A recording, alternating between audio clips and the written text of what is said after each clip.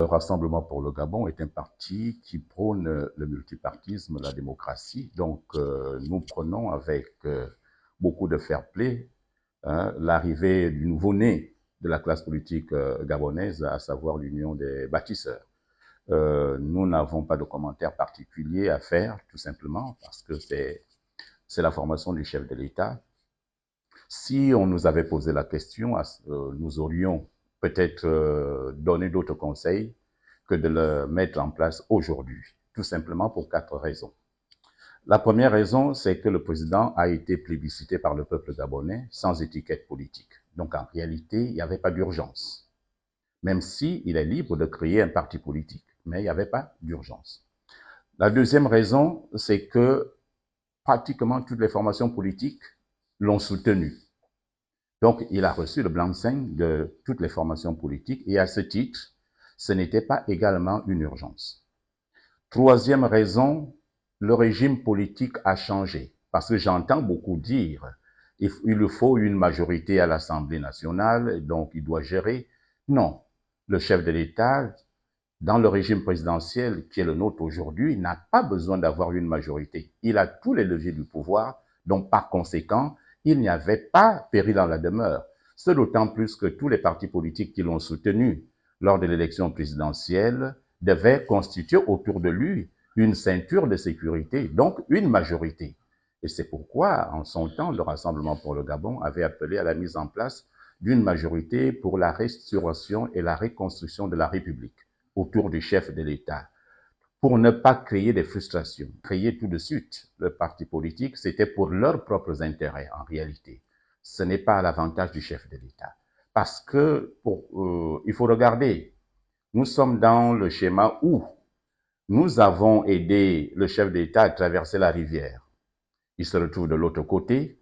Alors que les autres veulent le traverser, il bloque la barque de son côté, donc plus personne ne traverse. Donc ça donne l'impression qu'il a véritablement travaillé pour lui-même et pas pour les autres. Or, la plupart des autres formations politiques qui l'ont soutenu s'attendaient à effectivement un retour d'ascenseur. Et c'est à ce moment-là qu'il aurait dû rendre l'ascenseur à ces formations politiques et les fidéliser autour de lui.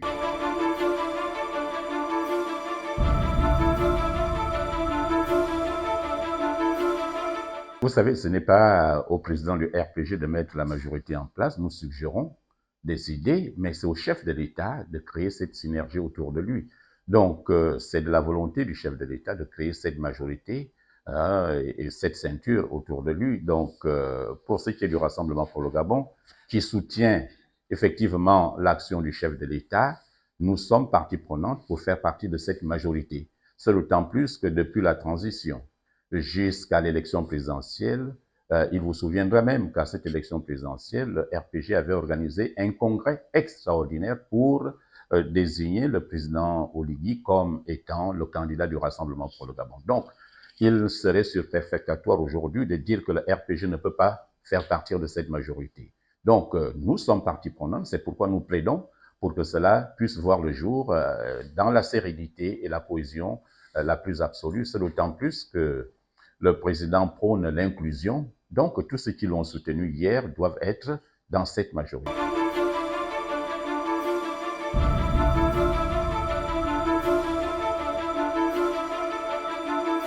Favorable ou pas favorable, la loi est déjà là.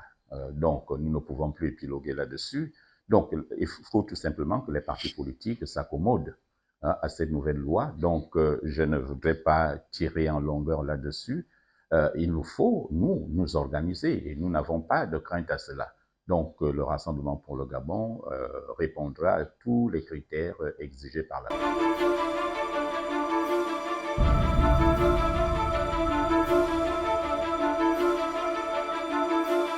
Sans tenir compte de tout l'intérieur du pays, nous avons environ 35 listes au local et 25 candidats déclarés aux législatives. Là, c'est Libreville et le Wellington et le Vindo. Il y a également, nous attendons des confirmations qui viennent d'autres parce que nous avons le Goué maritime, l'Angounié, la Nyanga et le Moyen-Ogooué également qui sont en train de s'apprêter à nous envoyer les listes de candidature. Donc, le Rassemblement pour le Gabon se prépare convenablement comme tout parti responsable. Vous ne pouvez pas avoir un parti politique sans envisager la participation aux élections.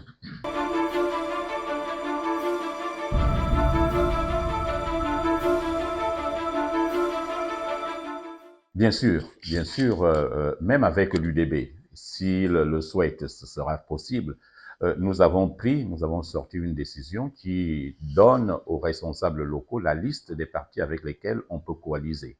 Nous avons beaucoup, donc une dizaine de partis politiques, y compris ceux de la PG 41 qui souhaitent aller en coalition avec nous. Donc le Rassemblement pour le Gabon qui prône effectivement l'inclusion, qui prône une synergie commune à ces élections, ne peut pas fermer la porte aux autres. Donc, nous sommes ouverts à toute coalition possible pourvu qu'elle nous soit profitable.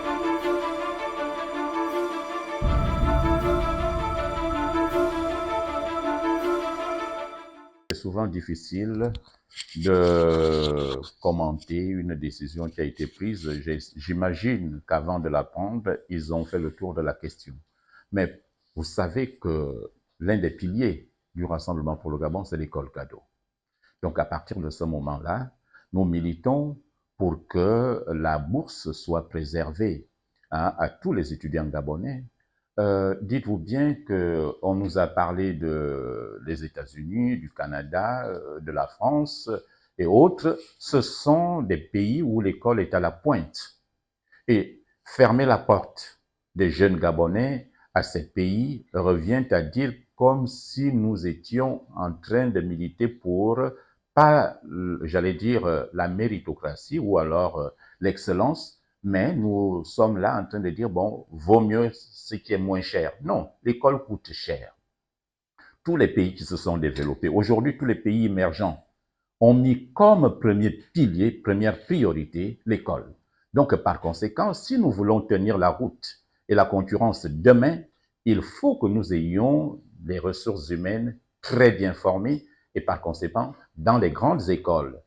Donc, pour moi, il faut regarder les contours de cette décision avant de se prononcer avec à propos, mais toujours est-il que c'est mon premier pressentiment, c'est de dire qu'on ne devrait pas arriver à fermer la porte à ces compatriotes qui sont à l'extérieur et même s'ils ne reviennent pas, mais il faut poser la question, pourquoi ne reviennent-ils pas? Parce que c'est à ce niveau-là qu'est la réelle question. Les enfants, le Gabon a formé des cadres, a formé véritablement des têtes, mais pourquoi ces têtes ne reviennent-elles plus au Gabon? C'est tout simplement parce que les conditions ne s'y prêtent pas. Donc, mettons un cadre approprié, des mécanismes pour recevoir ces jeunes Gabonais pétris de talent qui viennent d'ailleurs et qui sera même plus profitable au Gabon d'avoir cette expertise d'ailleurs. Donc, pour moi, il faut qu'on se prépare. Ce n'est pas fermer la porte, mais en interne, essayons de regarder ce qu'il y a à faire pour favoriser et stimuler le retour au pays. Parce qu'à l'état actuel des choses, il faut qu'on soit clair. Rien ne peut attirer les jeunes compatriotes qui ont déjà une vie à l'extérieur à venir chez nous. Il y a beaucoup, moi j'ai un ami qui était au Canada, bien évidemment, ce n'est pas sous l'ère de la transition, avant la transition, un ami qui est médecin professeur à l'université Trois-Rivières au Canada, qui est venu, qui a décidé de venir au Gabon, venir s'établir chez lui. Et il m'a dit, il était prêt à recevoir même 500 000 francs CFA, mais pourvu qu'il soit chez lui. Il arrive ici, il est allé au CUS, on a fermé les portes, il est allé au ministère, on a fermé les portes, on lui a demandé s'il avait un parrain, s'il avait un soutien, il n'en avait pas, alors il est reparti.